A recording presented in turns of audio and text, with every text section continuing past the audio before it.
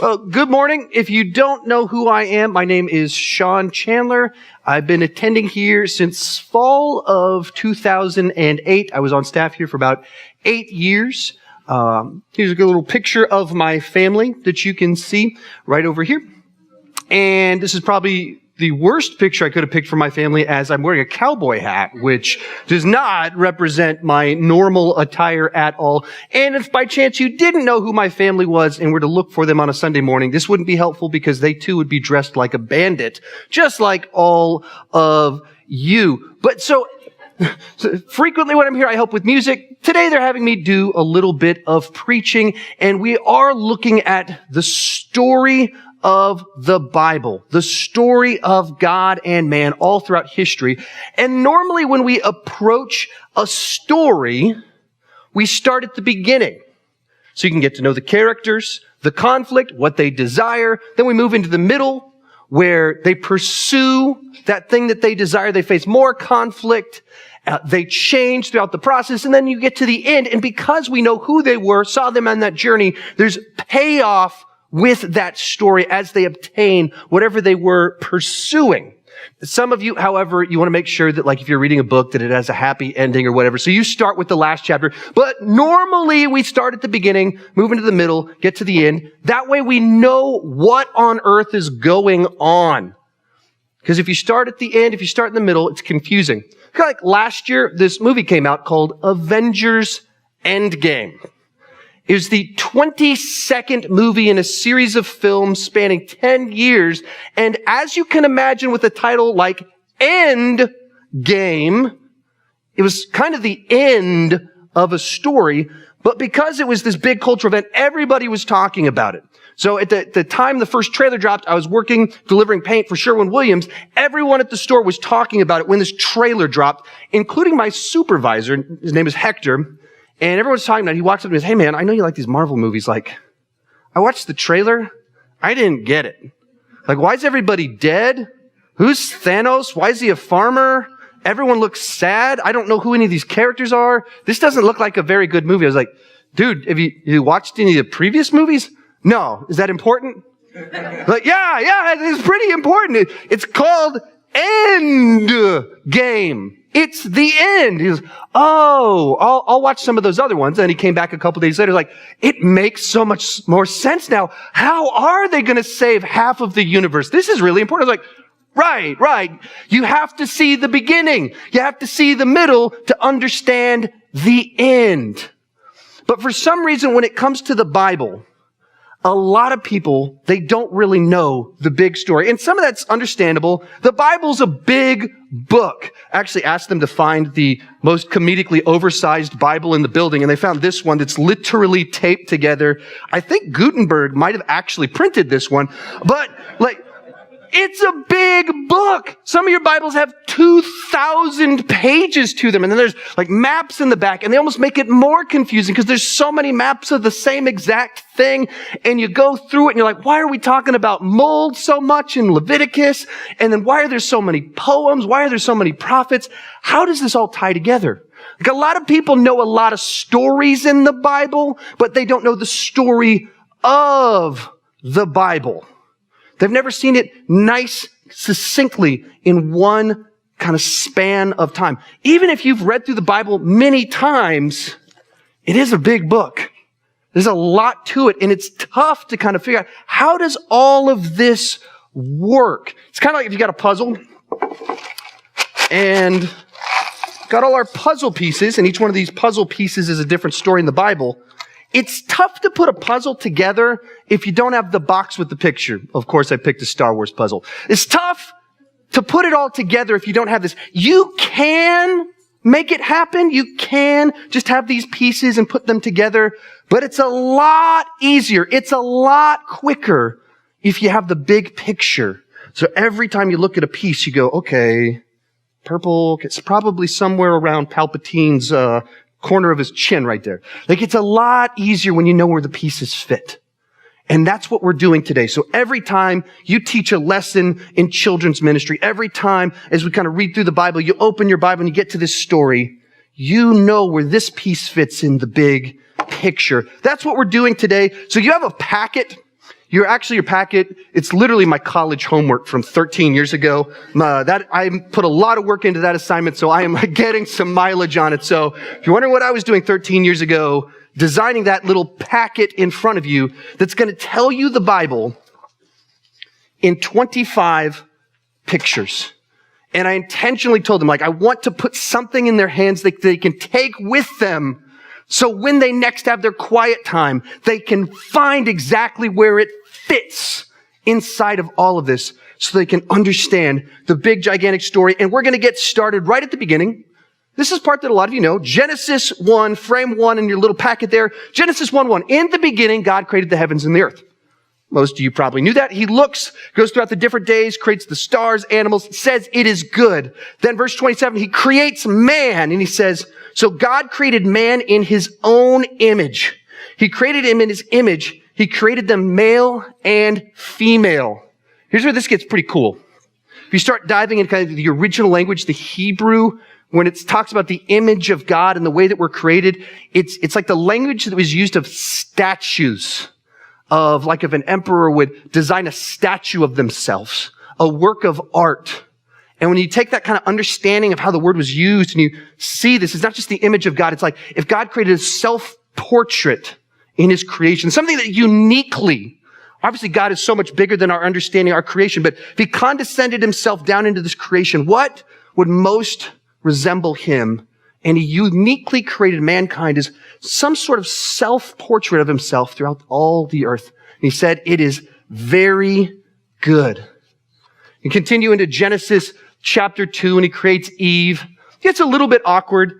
Normally it's frowned upon to pass out packets with pictures of naked people at church. There's normally they say, hey, could you not do that? Today it seemed appropriate since we're talking about Adam and Eve. And even the fact that it is so awkward, we think, why are they walking around naked? There was literally nothing between them and God. What sort of visual metaphor creates that level of intimacy? They're walking around in the garden naked with nothing between them and God. The fact that you feel uncomfortable is that's weird. Right. Because it was that intimate. God saw everything.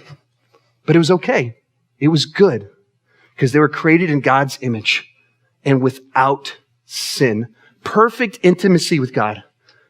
So when it comes to stories, you want to talk about who are our main characters. And in our story today, it's mankind and it's God. And his original plan, the way it was supposed to work, was perfect harmony, perfect intimacy, nothing between mankind and God. And that's what you saw in Genesis 1, Genesis 2, his perfect plan, the image of God filling the earth. It actually says it, what he wants in verse 28. It says, God blessed them and said, go to them, be fruitful and multiply, fill the earth and subdue it. Sometimes people talk about the Bible just being a set of rules. God's the killjoy. Some of his commands are kind of fun. Be fruitful and multiply. It's kind of a fun command. If you want to know a little bit more about that, you can email me at Doug@Hutto Bible, and I'll answer every single one of your questions about being fruitful and multiplying, or any questions your children have. But just what exactly does this mean? Be fruitful and multiply. What are we multiplying? The image of God. What are we filling the earth with? The image of God. That was God's plan. And in that original version, it was very good. Then we get to frame 2, the fall of man. There's one rule in the garden. Don't eat from this one tree. There's one tree you're not allowed to eat from. The serpent comes in, tempts the woman. That's on him. She listens to him. That's on her. She turns to the man. That's on her. He listens to her. That's on him. And they decide to eat from the tree. In that perfect image of God that exactly represented what it would be like, for as best as you could in this realm, what God would look like, is defaced. It's not erased, but it's defaced. And sin comes between man and God. In our story, that's the ultimate conflict that we're going to be talking about. That we're supposed to have this relationship with God, then sin comes in, that disobedience, and it corrupts the entire earth and separates us from God. So it continues on, and it says that the serpent will roam the earth, and talks about women facing pain and childbirth, and all these curses are kind of placed on them because sin enters the world. But then it gives this one little glimmer of hope, and it says this, and I will put enmity between you and the woman, and between your offspring and hers, and he will crush your head, and he will strike your heel.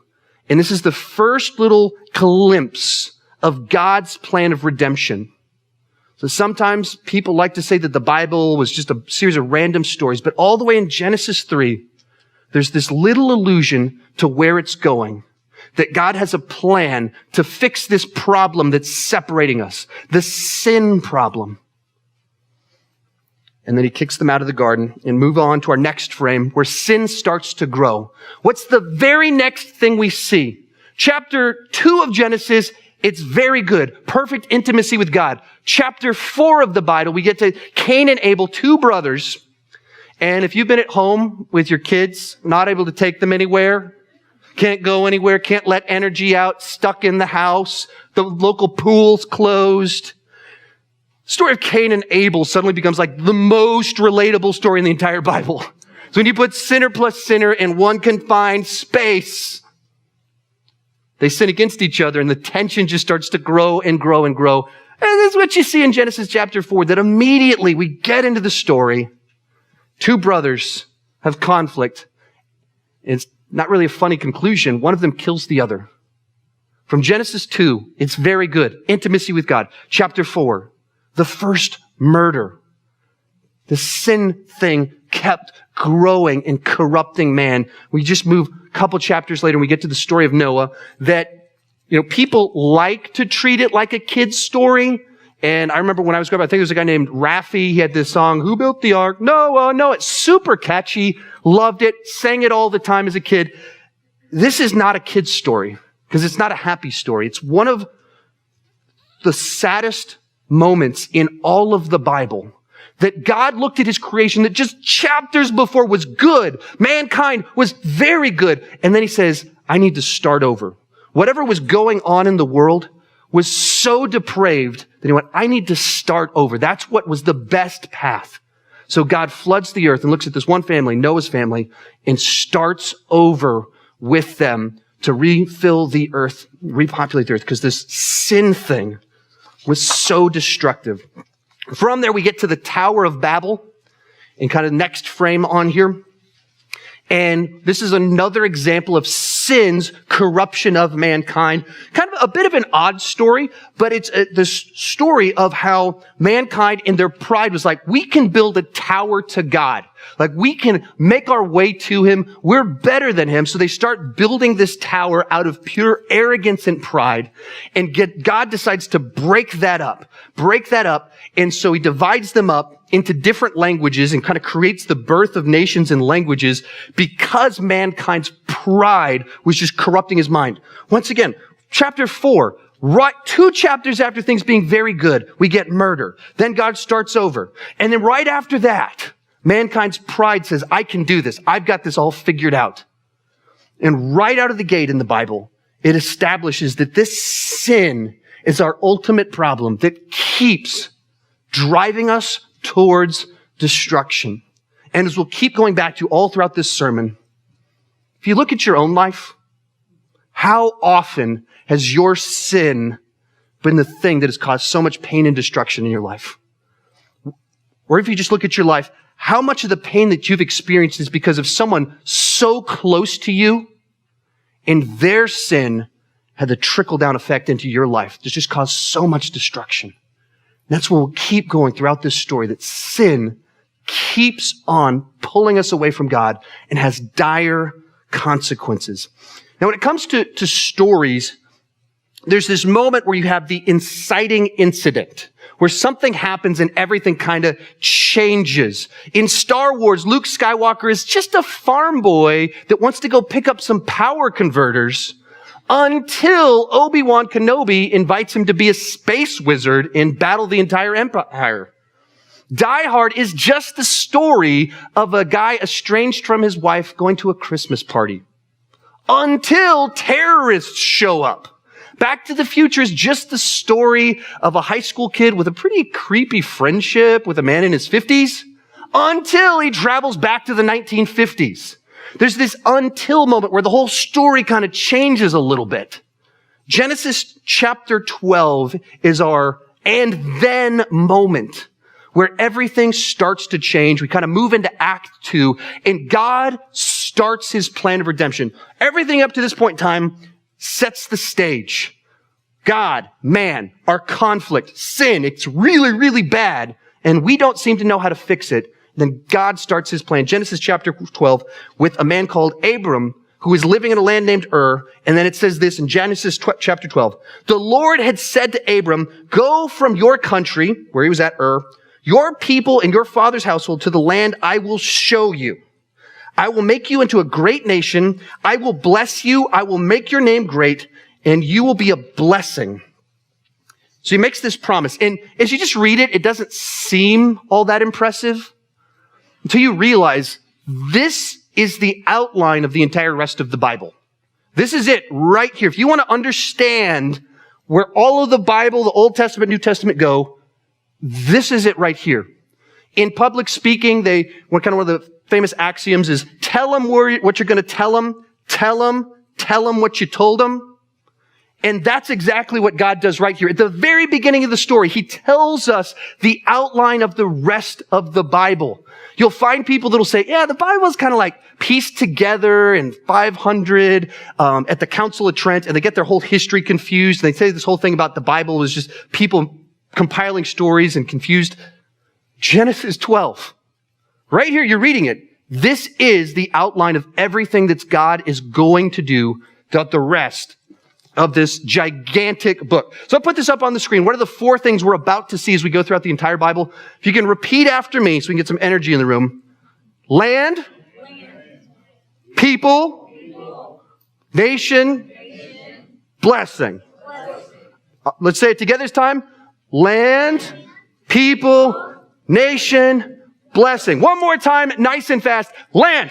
People. Nation. Blessing. I say all this because you just have to let that sink in. This is the outline of the Bible, and we're going to keep referencing back to it. So I want to make sure you remember it. I also have to say it really fast because we're only on frame number 5 of this whole deal. And if you do the math on that, it looks like we're probably going to be here until about 11:58 p.m. So I hope you didn't drink anything this morning and don't need to run to the bathroom because this is we're going to be here a long, long time to get through the entire Bible. But this is it. This is the outline of God's plan to overcome that conflict, sin that separates us from him. Kind of move on to frame number 6 on here, the patriarchs. So Abram becomes Abraham, and this whole promise was through his family line, there will be a blessing. And so he has a son, Isaac. Isaac has 2 sons, Jacob and Esau. And there's this story we tell all the time about Jacob and Esau, about one of them cooking stew for the other one. And if you just pause and think about this, like sometimes you'll pick on a friend if they take pictures of their dinner and post it on Instagram and Twitter and Facebook, because it's kind of weird to share a picture of what you're eating. Why are we still talking about what Esau had for dinner 5,000 years ago? You just have to think about that. Why is this a story we tell children 5,000 years later? The tale of what Esau had for dinner after hunting. Why? Because in that moment, he traded his birthright.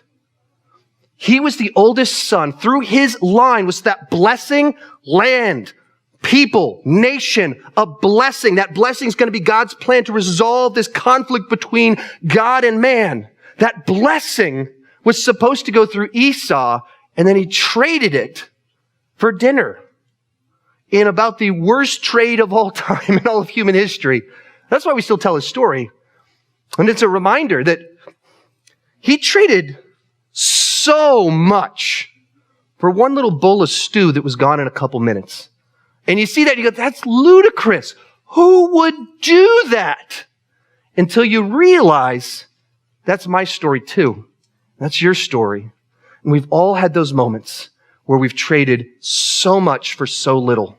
And probably some of the most painful moments of your life come from someone that just kept trading their family, their health, their relationships for something so small.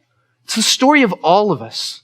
That's why we keep telling that story all these years later. So the lineage passes, the birthright passes through Jacob. He has 12 sons. His favorite of the bunch is number 11, Joseph. But because of that, that makes him really unpopular with the previous 10. And like all good older brothers, they didn't like this. And so they sold him into slavery. Whoa, that escalated really fast. Bad brothers. So they sell him into slavery, assume he's dead. He ends up in Egypt. And he ends up rising kind of through the ranks and becomes a person of great power in Egypt. And jump forward a couple decades, in that promised land that we're going to keep talking about, famine hits. They don't have any food. So they go to Egypt to ask for food. But decades have passed, and so little baby brother looks a little bit different as a grown man, and they assumed he's dead. So he kind of like pranks them a little bit. They're like, wait, we're hungry. And he messes around with them, hides some stuff in their bags, pretends like he's going to kill them. And then surprisingly, hey guys, takes the mask off. He's like, hey, it's me all along. Just kidding. I forgive you. Why don't you live here and we'll give you all the food you want? And so this is important. The people are supposed to be in the land. That's the ultimate fulfillment. They're supposed to be a great people in the land and a great nation and a blessing. The people have left the land to go to Egypt. And at this point in time, there's like 70 of them. They leave the land and go to Egypt. And that gets us to the second book of the Bible. So we very slowly make our way through all of this. Yeah, that's a classic Sean Chandler sermon right there. 70 people make it to Egypt. As time passes, though, 70 people grows. And while they're in Egypt, they turn into a great people where there's a lot of them. Pharaoh eventually doesn't like this, and so he enslaves them and has them start building out his kingdom and his pyramids and everything that he's trying to do to make his mark on the world. So hundreds of years pass. They're enslaved in a different land. So God raises up Moses to free the people. So you're trying to where do these stories all fit together? That's what we're trying to do. We tell so many stories about Moses. Now we kind of have that context of where it falls in God's journey in all of this. Raise up Moses. He goes to Pharaoh and says, hey, we don't like building all your stuff. We want to go back to our promised land. Let my people go. He's like, I'll pass. This is actually pretty cool. Free labor. I'm going to keep you. So then God sends these 10 plagues. Each plague is designed.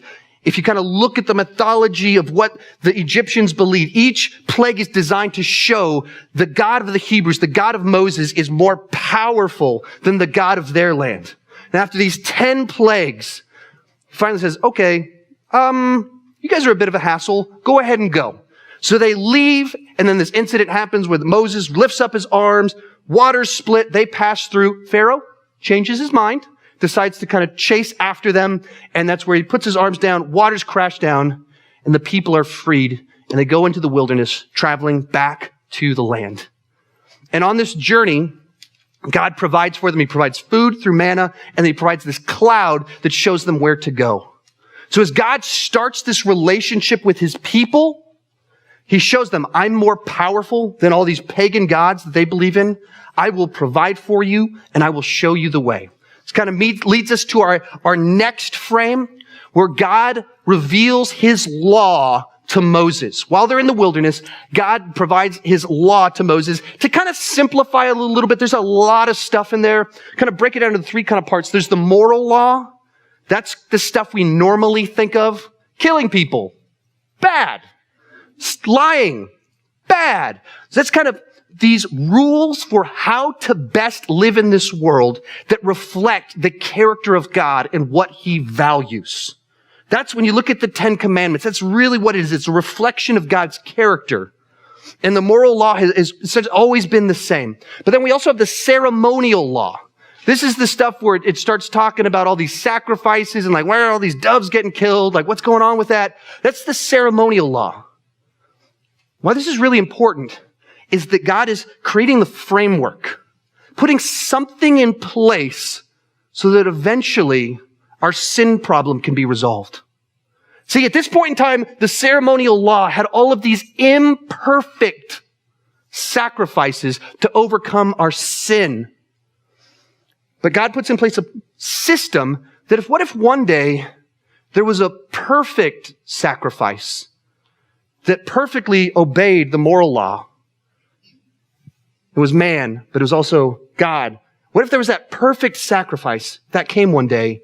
The ceremonial law put in a system to make it so that it could fulfill all of this and forgive our sin. Then there's also the civil law, and this is because they're supposed to be a great nation. So he gave them certain instructions for how they're supposed to be different from the world. Specifically as a nation, how will they stand out as different? He gives them this civil law for that purpose. That's why sometimes you read through the Bible and people will be like, why on earth? Like one sentence it says, do not lie, and the next one's like saying all sorts of weird stuff about fungus and what kind of shirts you can wear. Like, what's going on here? Why are you wearing these shirts? It's because all of the law, there's different types. Some of them were designed to separate them from the world. Some of them were designed as the moral law for all people at all time. But this is God putting in place a system to ultimately resolve that ultimate conflict. Continues on, and the people, while they're in the wilderness, keep rebelling. While Moses is up getting the 10 Commandments, the people don't listen to him. And they start building idols. They're like, maybe we should go back to Egypt. It's pretty lonely and kind of dull out here in the desert. Maybe we should go back and do slave labor again. So they rebel. And then when they get to the land, they send in spies. 2 of them are like, yeah, we got this. Remember when God provided for us so we could get out of Egypt? We've got this. But then the others are like, nah, that's not a good idea. So the people don't trust God once again. And sometimes you hear these stories in the Old Testament and you got to go, why don't they trust God? He's literally providing food for them daily. He literally just freed them from slavery. Why don't they trust him? But then you have to remember your own life. And you'll have those days where you're just so close to God and you just see his blessings in your life. Like, I can't believe God would be so gracious to give me all of this.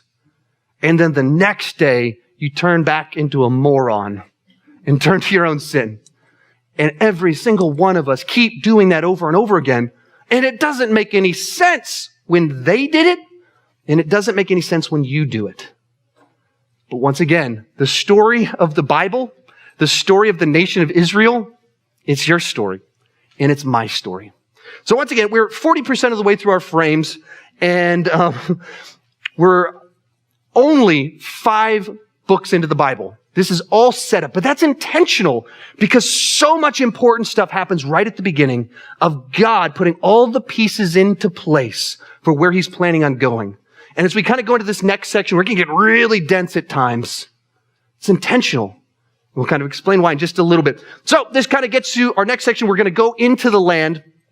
And Joshua leads the people to retake that land that they're supposed to be in. This is where you get the story of like Joshua and the Battle of Jericho. Another one. We got all these catchy kid songs. Joshua fought the Battle of Jericho, Jericho. Catchy songs for kids. Not really a kid's story once again. Like a lot of people died in it. Pretty brutal stuff. But go into the land. They conquer it, take over it over a series of years. That leads us to our next frame where the land is divided up based off the tribes of Israel, which go back to the 12 sons. And so they divide up over the land. So up to this point in time, now we're back in the land. They are a great people, but they're not a nation. They're just these different tribes that leads us to the book of Judges. And the recurring phrase all throughout the book of Judges is the people did what was right in their own eyes. The people are not organized. They're not united. They're not following God. They're doing what is right in their own eyes, and it is chaos. It kind of resembles a lot of what the current world looks like. It's just madness. So sometimes people say, the Bible's boring. Okay, if you're reading through a bunch of rules and law in Leviticus, it can get pretty dense. Read Judges. Read it to your kids tonight if they want an exciting story. Probably don't do that. Like, I could tell you some of this stuff, but then suddenly this, sermon goes into the R-rated category because it's so intense what happens in the book of Judges.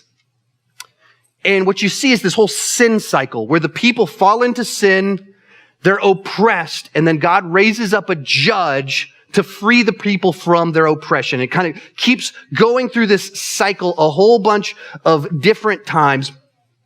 And once again, repeating this idea that when we're left to our own devices, when we're on our own, we make really bad choices. And we keep making really bad choices. And even though we face consequences, even though we see where that path leads, this sin thing that we have keeps driving us to do stupider and stupider things, even though we know where it leads to. So this goes on for about 350 years. They're in the land, but they're not a nation, and chaos kind of reigns. Kind of pause real quick right here. We're about to go into the next section of the Bible where they become a nation, and it's where the Bible gets dense. This is the dense part of the Bible, because there's eventually two nations, so there's two different histories running parallel to one another. And then parallel to the histories, you have all these poems being written. Parallel to all these histories, you have all these prophets showing up.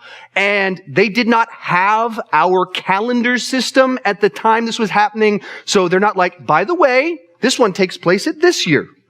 And so it gets really confusing as you move into this next section of the Bible. And this is an enormous chunk of the Bible, where you talk about the history of the nation of Israel.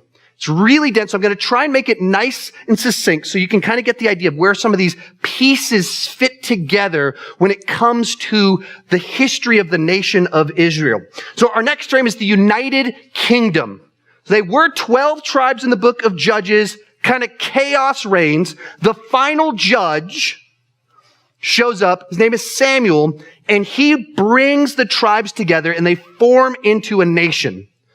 And when they're trying to select a king, the people kind of demand that they get kind of a classic alpha male type king in Saul. He's tall, handsome, good looking, leadership quality, charismatic guy that just knows how to lead a group of people. The person that when you typically think about who you want to be the king, he's the guy that comes to mind. There's just one problem with Saul. He didn't have a heart for God. So even though at first he had some victories just based off his own skill set, he wasn't someone that actually had that heart that could unite the people to follow God. So God chooses someone to replace him, David, who at the time he's selected, he's just out in the field with all the animals. And he's got his harp and he writes poetry. Saul, he's a big tall guy with a sword that likes to fight guys and punch him in the face. David, he likes to write poetry. Kind of the opposite of what people typically think. But David had a heart for God. And that's ultimately what God was looking for. But insecure alpha male Saul doesn't like that God has selected David, so he keeps trying to kill him kind of repeatedly throughout several years. But eventually David rises up, becomes this great king, and they start to become the fulfillment of that promise to Abraham. They're in the land, they're a great people, and they're becoming this great nation. But even as much as he loved God, the man who had a heart for God, as much as he was passionate for God, he too had that sin problem. So because he had that sin problem, what happens? Even he does horrible, horrible things. And when the king does horrible things, it has consequences. So eventually his son Solomon takes his place, and Solomon partially had a heart for God. And so at the start, he did some really great stuff, and you start to really see the nation be a blessing to the surrounding countries, and they're serving them. The temple's finally completed in all of its kind of glory. And it looks like the fulfillment of what was promised to Abraham. It's on the way to happening, but his heart wasn't fully there for God. So eventually he starts marrying all kind of these women from different nations, hundreds of them. Not recommended. Parts of the Bible are descriptive. You're not supposed to do this, not prescriptive, so don't follow Solomon's example on this one. And it has dire consequences and just kind of comes to this poison in the nation. So when he dies, his son Rehoboam takes over, and almost immediately the kingdom falls apart. Briefly, they were this united kingdom that was a great nation, blessing other nations. And as soon as they turned from God, it started to break up. So you have two kingdoms at this point in time. This is once again where it gets confusing, because some of the history is from Northern Kingdom, some of them is from the Southern Kingdom. Northern Kingdom, that's Israel. Southern Kingdom is Judah. The promise, the fulfillment of that promise to Abraham kind of goes through the Southern Kingdom of Judah.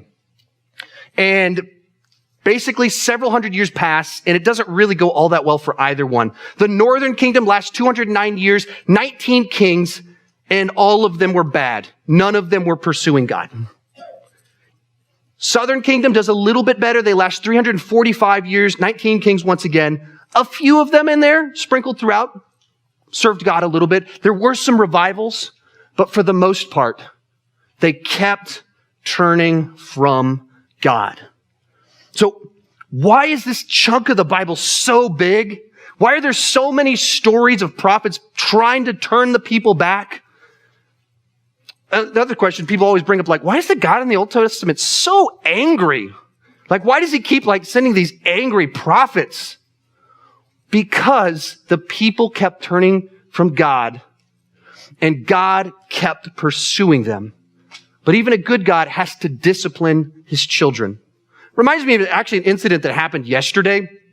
As I was writing this talk, sitting on my couch, and I just hear screaming start coming from 10 feet away from me as our baby starts walking towards my bedroom, and my son Liam runs over towards the baby and grabs the baby, and you just hear screaming, no, ah! And then the baby needing help and whatever she's trying to do, she says, sissy, help, yum. Yum is what the baby calls Liam. Yum, help, yum, sissy, desperately trying to get help to do what she's trying to do. And Liam, this cruel brother, stopping her as she reaches with 2 pieces of metal towards an outlet. She just wants to complete the circuit using her human baby body to see sparks. It would be glorious. It would be beautiful. And in this moment, her older brother, in his cruelty, is causing her such pain as he will not allow her to do this. And she's crying, desperately asking for help. So in this moment, he's disciplining her. He's doing something that's making her cry, causing her pain, but it will help her avoid a slightly more inconvenient pain of being electrocuted. And this is with a baby with its 2 years old. This is kind of constantly everyday life. No, baby, you can't climb into the oven while it's on. Ah, please. No, baby, you can't pour the boiling water on your head and give yourself a nice warm shower. Ah, please. So we keep stopping her from doing things that she wants. It does cause her distress, but it saves her from where that path leads. She doesn't see it in that moment where it'll go. Electrocution, being cooked, being boiled alive. She doesn't see where it goes, but we do. So we stop her. We discipline her to help to save her from where that path leads. And that's so much of what the Old Testament really is God stopping them from heading down paths that would just lead to destruction. Why is this so important? Because it's not just the story of the nation of Israel. It's my story. It's your story. That we keep sinning and God keeps stepping into our lives to try and call us back to him. He's patient. He's gracious. He's trying to get us to turn around. He's a God of second chances. Why is it so much stuff? Because he keeps giving them second chances. He keeps going back to them. And it keeps demonstrating they can't do it on their own. They need a gracious God. And that's every single one of our stories. The simple fact that I'm on this stage right now preaching is this story of redemption, that God gives second chances. But unfortunately, the nation of Israel and the nation of Judah didn't listen to it, and they kept going down this path. So you get to frame number 15, and the northern kingdom collapses. Doesn't last very long. 722 BC, the Assyrians come in. Little fun fact, basically the Samaritans in the New Testament, that comes from the Assyrians taking over the northern kingdom and kind of mixing with them in the kind of combination of the two nations. That's who the Samaritans are in the New Testament. But 722, northern kingdom, Israel collapses. And then our next frame, in 685, the Babylonians come in and conquer the southern kingdom, Judah. And they're defeated. And they take the people out of the land and take them back to Babylon. So this is where we start getting little pieces of our story like Daniel, Shadrach, Meshach, and Abednego. And we have these stories of them in Babylon. Where does that fall in our big picture? It falls right here. And why is their faithfulness so astounding that Shadrach, Meshach, and Abednego would be willing to be thrown into a furnace, because they wouldn't denounce God? Right off the bat, that's pretty incredible. It's pretty incredible, no matter what, that you're willing to die for something like that. But in the history of the nation of Israel, this is a low point. To them, they're not in the land. God hasn't come through on that one. Their people is divided. They're certainly not a great nation. They have every reason to doubt their God at this moment, because it looks like he has abandoned them. But he hasn't. It's all part of God's plan. So, story continues on, and you have a few more things that kind of happen in the Old Testament. Zerubbabel goes back to the land, as well as Ezra and Nehemiah, and they build kind of like a mini temple and put up some walls. But it was only like 58,000 people went back. They're in the land a little bit. They've built some stuff, but it is far, far from a great nation. And then the Old Testament ends. And if you judge it based off of our 4 criteria, they're in the land, but they are far from a great people and great nation, and they are not blessing the world. Some people don't know this. There's 400 years between the Old and New Testament. 400 years. And when you're kind of in Bible world and you think backwards, we kind of condense it a little bit. You have to think 400 years. What does that mean in terms of me right now? It means we're in 1620 if you go back 400 years. That's how much time had the entire history of the nation of the United States plus 150 years. That's like this gap that happens between the Old Testament and the New Testament. And if you're at that time Jewish, it just looks like God has abandoned you. They talk in stories, there's normally like a low point where it feels like all is lost. Going back to Star Wars, you have this moment, they've rescued a princess, but Obi-Wan died. Sorry, spoilers if you haven't seen this 40-year-old movie. He dies. The Alderaan's been blown to pieces. Han Solo's abandoned them. He's left. And they've got like 12 ships going after a space station the size of a moon. There's no hope. You got a moment in Die Hard where John McClane, battling these terrorists, he's sitting in a bathroom and he's got glass in his feet. He can't even walk around anymore. And he's on the phone with a cop outside being like, "Hey man, I don't think I'm going to make it. After I die, can you tell my wife, not only do I love her, but I'm sorry."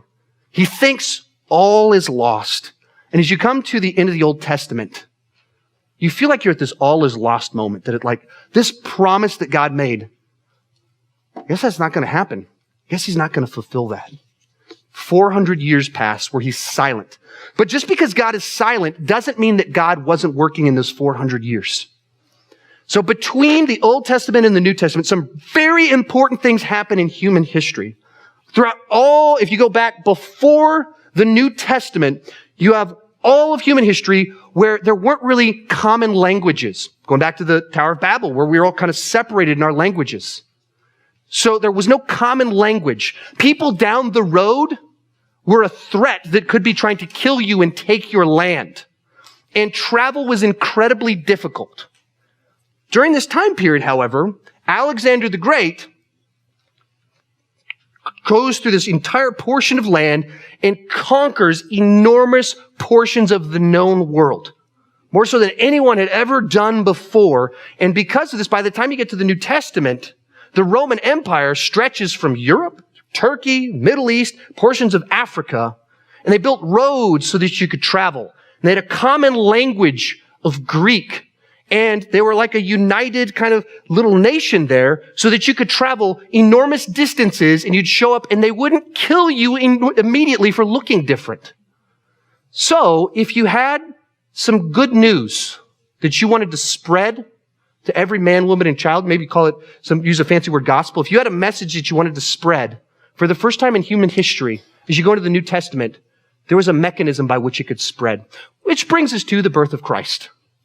Jesus, God's plan to redeem mankind. And immediately when you get into the Gospels, there's these big, long genealogies, and you go, there's a lot of begatting going on here. This is a little bit uncomfortable. Why is it telling me so much information about who's doing what to who, going back all the way to the beginning of time? Like, what is going on here?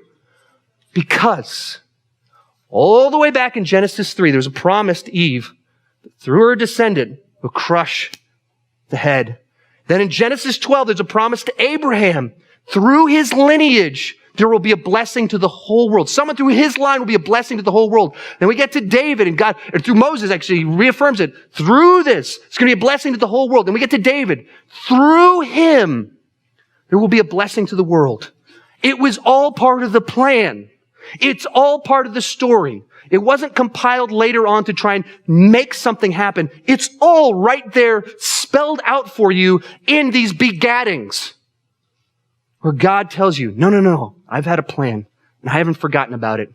And this Jesus, he's going to be the fulfillment of this entire plan. So we move into the ministry of Jesus, and through everything that he does, his miracles and life affirm the reality of his teachings. His works and miracles confirm the words and teaching of Christ. So he starts doing these miracles where he shows he has power over sickness. He calms storms, so he has power over weather. He casts out demons, so he has power over demons. He raises a guy from the dead, so he has power over death. He outmaneuvers Satan in the desert, so he can outsmart the devil. And then on the cross, he overcame sin. Through all of these different things that he did, he communicated, I am God. We've had a lot of crazy people throughout history claiming to be God. But the ministry, the miracles of Jesus affirm that he's not just another wacko. He's the real deal that leads us to Jesus' death on the cross, where the people of his time didn't see him for who he was, the fulfillment of the Old Testament, but they saw him as a threat. So they put him on the cross. But on the cross, Jesus, the perfected image of God, who perfectly fulfilled the moral law, could be that bridge between God and man. As 100% man, 100% God, fully could be that piece, that missing section of how do we overcome that sin problem. That as God in all that, he could take all of our place and perfectly fulfill that system that was put in place in the law and on the cross was the ultimate sacrifice, the perfect sacrifice, the thing that a dove, a goat could never be. Jesus as God and man perfectly fulfilled it. And then finally, 3 days later, he rose from the dead and perfectly signaled, no, I am God and God wins. That sin problem has been defeated. Satan's plan from the world to tear us apart from God, that's not happening. And Jesus became that bridge, that conflict, that thing separating us was destroyed and overcome by Jesus as the perfect fulfillment of that promise to Abraham. It says in Galatians 3, chapter 3, verse 7, understand then that those who have faith are our children of Abraham. Scripture foresaw that God would justify the Gentiles by faith, announced the gospel in advance to Abraham. All nations will be blessed through you. It's all one story. It all ties together. God called his shot all the way back in Genesis 12. And right here at the beginning of the New Testament church era, Paul was like, right. Jesus was the fulfillment of what Abraham said was coming. All the time people try to say that people cobbled it together later on. It's all right here in the Bible, silencing all of those criticisms that people have tried to raise for the last 2,000 years. Right here, right after Jesus lived, Paul says he was the fulfillment. He was the answer that ties all of this together. And that's why we have these genealogies. He is the perfect answer to our sin problem. And then continues on from there. We get to the book of Acts. As Jesus is ascending, he kind of gives these final commands to go and make disciples. It says in Acts 1:8, you will receive power when the Holy Spirit comes on you, and you will be my witnesses in Jerusalem and in Judea and Samaria and to the ends of the earth. He tells them to go and spread this message here, to your neighbor, and everywhere. And for the first time in human history, because there's a common language, transportation systems, and this empire that's stretched across multiple continents, they could take it. And you get to the book of Acts and you see Paul as this Roman citizen being able to go to all these different places in ways that never would have been possible hundreds of years before this. He takes it in the gospel, the good news, the way that our conflict with God can be resolved. Jesus can forgive our sins. So we move into Act 3 of our story, the era of the church, the resolution of it, where God has us on a mission to spread the good news that you can be forgiven. Frame number 24 on here, the explanation of the gospel, where you have all these letters written by Paul explaining all of this. So we have all of the answers. Once again, people love to say it was written later on or rewritten. No, it's right here. No one doubts that Paul wrote these letters in the first century. That's not in question. It's all right there, explaining the story of God, clearly identifying Jesus was that blessing to the whole world that was promised to Abraham. The final fulfillment, that resolution. Then we get to the final one on here. Jesus returns. If you look out in the world, it seems like chaotic. It seems scary, like what on earth is happening? This isn't the end of the story. And as bad as things may seem, it's not the end of the story. Jesus will return. Satan ends up in the lake of fire. And in the ultimate fulfillment and restoration of what came at the beginning, people from all nations and tribes will sing of the greatness of God all over the earth, going back to where we were supposed to be as the perfect image of God, being fruitful and multiplying, filling the earth with the image of God. That's what we're getting back to. That's the end of the story. So why does all this matter? Because the story of God is your story. It's my story. The story of the nation of Israel is your story, of people that keep turning from God and a patient, gracious God that keeps returning and pursuing them. Whatever you have done, however far you seem from God, read all this crazy stuff in the Old Testament. They were way worse probably than anything you've ever done. And some of you have done some pretty bad stuff. And God still kept pursuing them and was still gracious and gave them more chances. Why is there so much of that? So you get the point. It was never about me doing it.